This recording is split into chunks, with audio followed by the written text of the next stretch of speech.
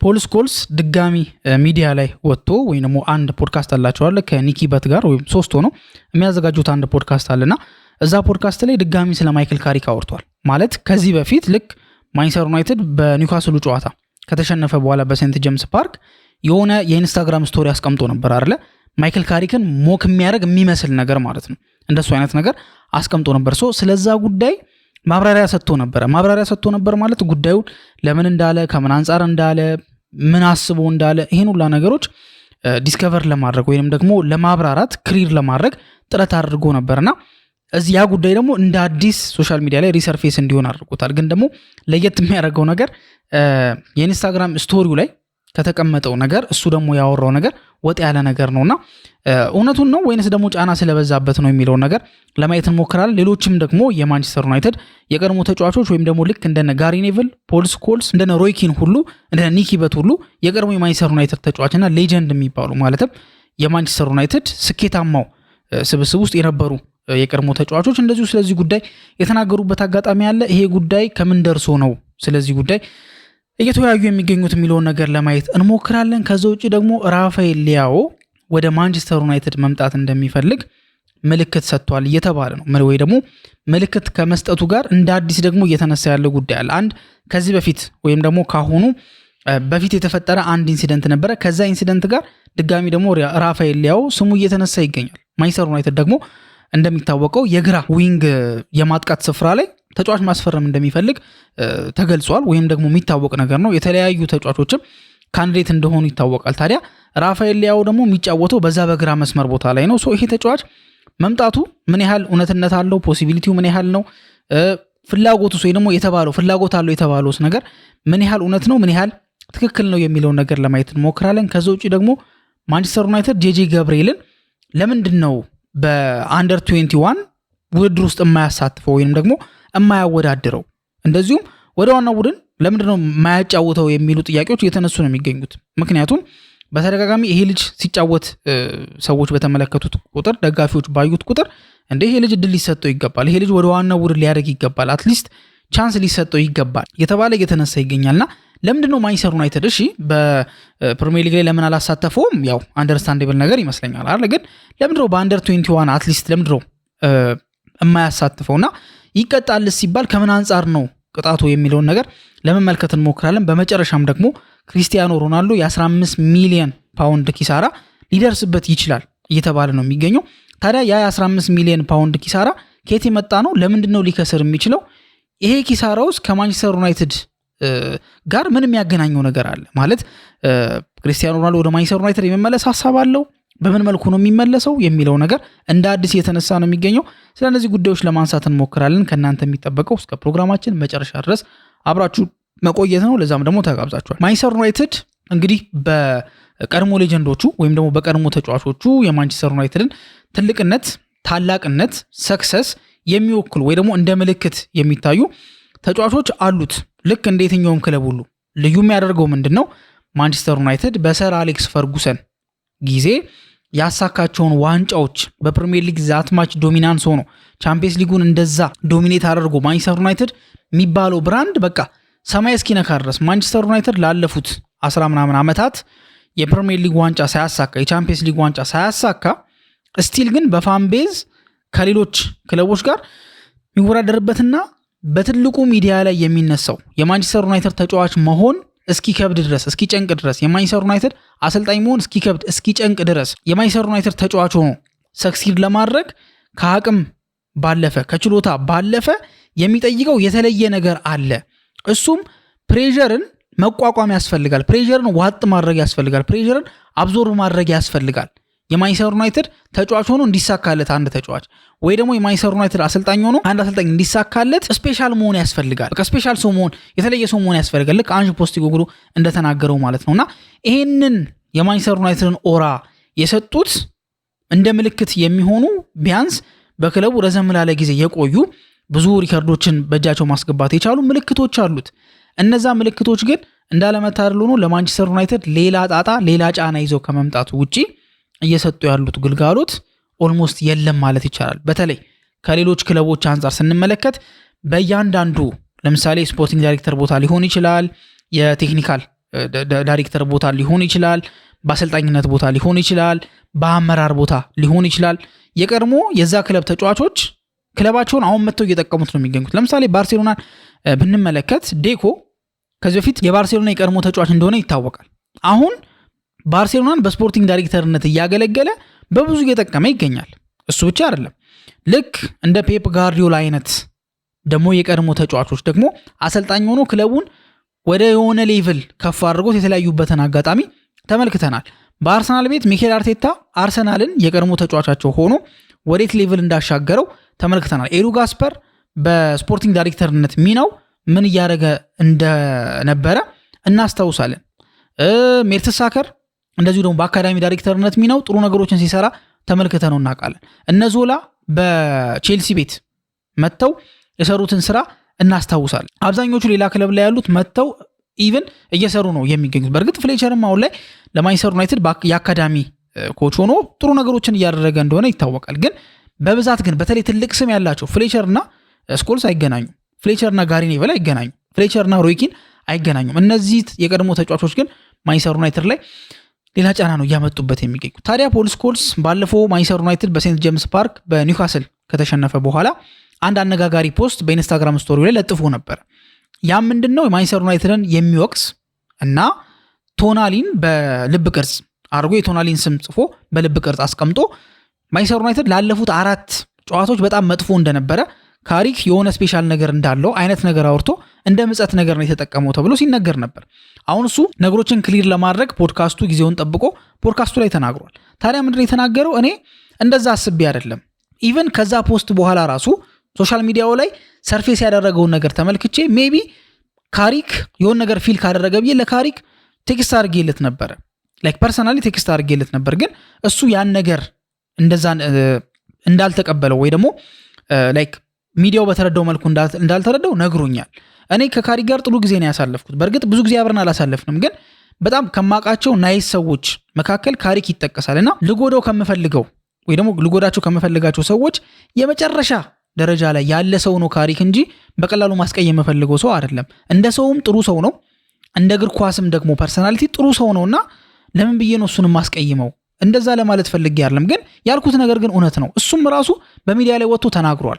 ያለፉትን 4 ጨዋታዎች ማንቸስተር ዩናይትድ ጥሩ አልነበረም በኒውካስል ጨዋታው እስኪሸነፍ ድረስ። ምክንያቱም እያሸነፈ የነበረበት መንገድ የኤቨርተኑን ጨዋታ 1-0 ነበር ያሸነፈው። ከዛ በፊት የዌስትሃም ጨዋታን ከተመለከትን በመከራ ነው አቻ የወጣው። አሁን መጨረሻ በሴንት ጄምስ ፓርክ በተደረገው የኒውካስል ጨዋታ ደግሞ ተሸንፏል። ስለዚህ ራሱም ያመነው ነገር ነው። ሶ ክሪቲሳይዝ ማድረግ ደግሞ ስራዬ ነው ብሎ ነበር የተናገረውና ሌሎች ሰዎች የቀድሞ ተጫዋቾች እንዴት ነው የክለብ አጋሩ ነበረ እንዴት በዚህ ደረጃ ሃርሽ ይሆንበታል ብለው ለወቀሱት ወቀሳ እንደምላሽ ነገር ሰጥቷል። ምናልባት ይሄ ነገር ከተፈጠረበት ጫና አንጻር ያንን ጫና ከላዩ ላይ ረገፍ ለማድረግ ፈልጎ ነው ይሄን ነገር የተጠቀመው ወይንስ የምርም ፍላጎቱ እንደዛ ነበረ የሚለው ሐሳብ ስቲል ኦፕን ነገር ነው። ግን ደግሞ የሚያወራው ነገር ሴንስም ይሰጣል። በተለይ እንዳለው ለካሪክ ፐርሰናሊ ቴክስት ካደረገለት ላይክ የምርም የሆነ የማይሆን ነገር ይዞ እንዳልሆነ መረዳት እንችላለን ብዬ አስባለሁ። ልክ ሮይኪን ያው የግል ቂም እንዳለበት የሚታወቅ ነገር ነው። ከፖል ስኮልስ ጋርም ይሄ ነገር ይገናኛል በነገራችን ላይ ማለት ነው። የሚገናኝ ነገር አለው። ግን ደግሞ አይደለም ብሎ በይፋ ያስተባበለበት መንገድ አለ። ሪዮ ፈርዲናንድም ተመሳሳይ ነገር ነው ያለው። ስኮልስ እንደዚህ አይነት ነገር ሊያደርግ አይችልም። ቲምሜቱ ነው። እንደዚህ አይነት ነገር ሊያደርግ አይችልም። ጠይቄውም ነበረ እና ያስረዳኝም ነገር በቃ ክፉ አስቦ እንዳልሆነ ምናልባት ሚዲያው በተረዳው መንገድ አይደለም እሱ ለማለት የፈለገው የሚለውን ነገር ራሱ ሪዮ ፈርዲናንድም ደግሞታል። ወይም ደግሞ በድጋሚ ያንን ሐሳብ ላይክ ስኮልስ የተናገረውን ሐሳብ እንደሚጋራ የተናገረበት አጋጣሚ አለ። ኤቭራ ደግሞ ጠንካራ የሆነ ትችት ነው የሰነዘረው እንደምናስታውሰው አይደለ? ምንድነው ያለው እሱ ደግሞ እዛ ጋር የተሰበሰቡት ጋሪ ኔቭልም ሆነ ሮይኪን ፖል ስኮልስ ማሰልጠን ሞክረው ግን ያልተሳካላቸው ናቸው። ለምሳሌ ጋሪ ኔቭል ስፔን ሄዶ የቫሌንሲያ አሰልጣኝ በሆነበት ሰዓት ላይ ተዋርዶ ነው የተመለሰው። በባርሴሎና አንድ ጨዋታ ላይ 7 ጎል የተቆጠረበትን አጋጣሚ እናስታውሳለን። ራሱም እንደተናገረው በጣም ከባድ ነገር እንደሆነና ለዛ እንደማልሆን ያረጋገጥኩበት ቦታ ነው ብሎ ተናግሯል።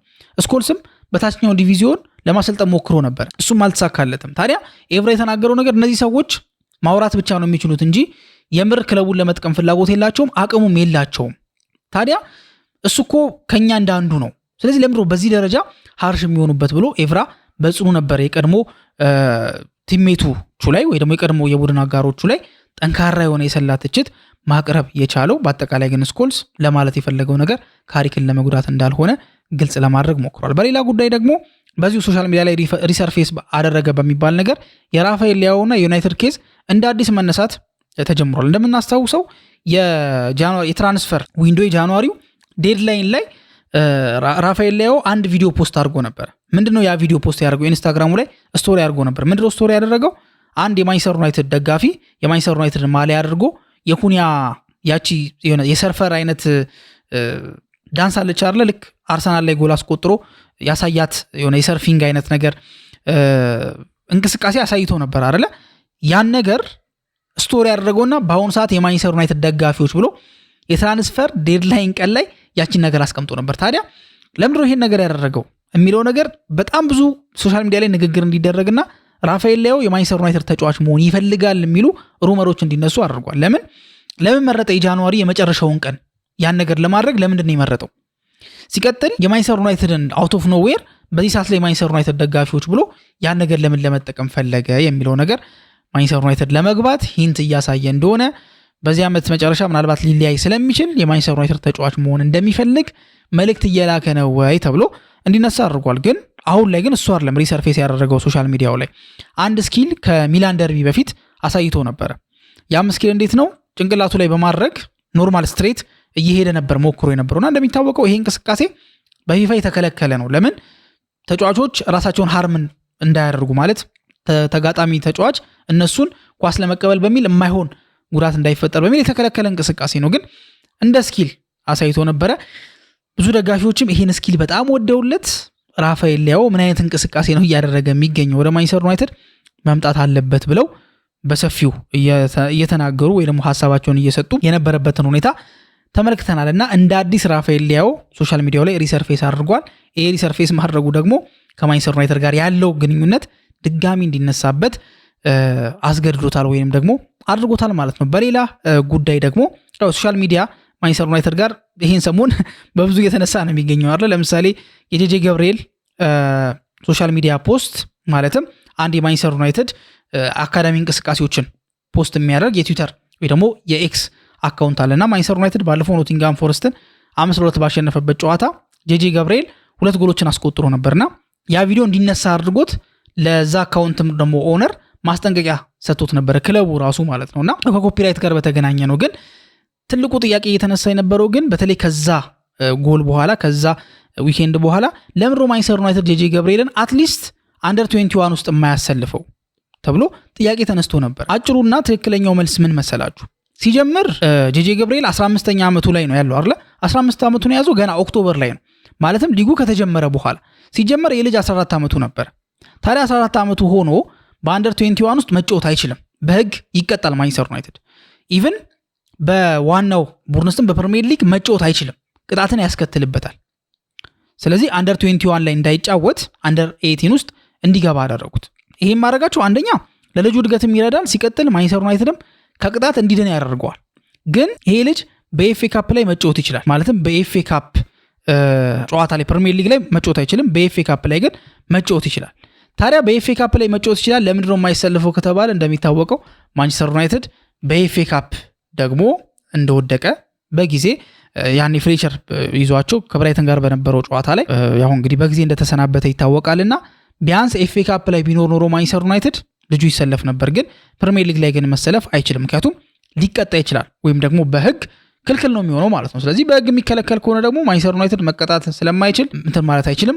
ከቀጣይ ዓመት ጀምሮ ግን ምናልባት የሆነ ያህል ፖሲቢሊቲዎች ሊኖሩት እንደሚችል ይገመታል። 16ኛ ዓመቱ ላይም ስለሚደርስ ምናምን ነገሮች ማለት ነውና ያው እንግዲህ የተላለፈው መልእክት ባጭሩ ለማንቸስተር ዩናይትድ ደጋፊዎች በትዕግስት እንዲጠብቁና ጊዜው ሲደርስ ልጁ በማንቸስተር ዩናይትድ ዋናው ቡድን ውስጥ የመጀመሪያ ጨዋታውን ሊያደርግ እንደሚችል እየተነገረ ይገኛል። በመጨረሻ የምናነሳው ነገር ክርስቲያኖ ሮናልዶ 15 ሚሊዮን ፓውንድ ኪሳራ ሊኖረው ይችላል። ታዲያ ከማንቸስተር ዩናይትድ ጋር ምን ያገናኘዋል የሚለውን ነገር ለማየት ስንሞክር ክርስቲያኖ ሮናልዶ እንደሚታወቀው ባለፈው የአልሜሪያ 25% ባለድርሻ አካል እንደሆነ ወይ ደግሞ 25% ኦነር እንደሆነ ሰምተናል አይደለ?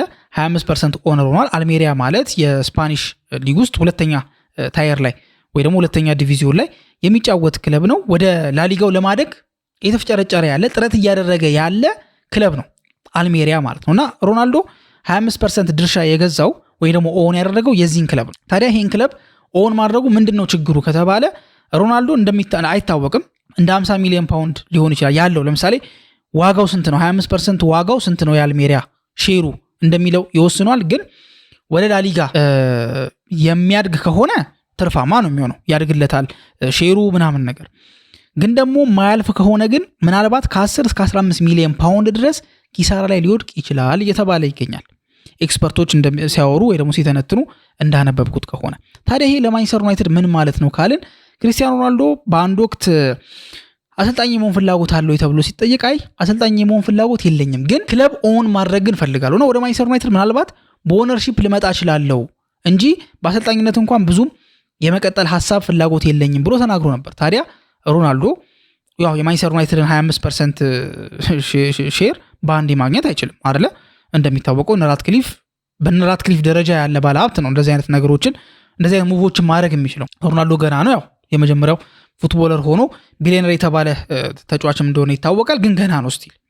ታዲያ ገና ነው ስላችሁ በቃ ኒር ፊውቸር ላይ ሮናልዶ በተለይ ሪታየር ካደረገ በኋላ ሲሪየስሊ ማንቸስተር ዩናይትድን የሆነ ያህል % የመግዛት ሐሳብ ይኖረዋል። ግን ይሄን 15 ሚሊዮን ፓውንድ ኪሳራ የሚደርስበት ከሆነ በተለይ በአልሜሪያ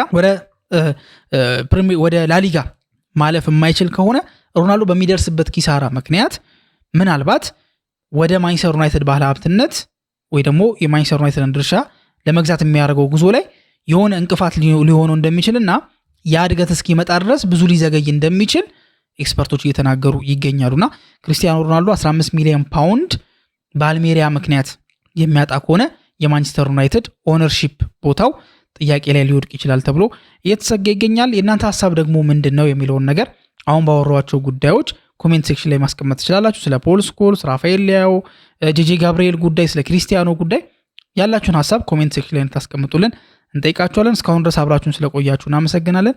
በቀጣይ ፕሮግራም እስከምንገናኝ ድረስ መልካም ጊዜ ይሁንላችሁ።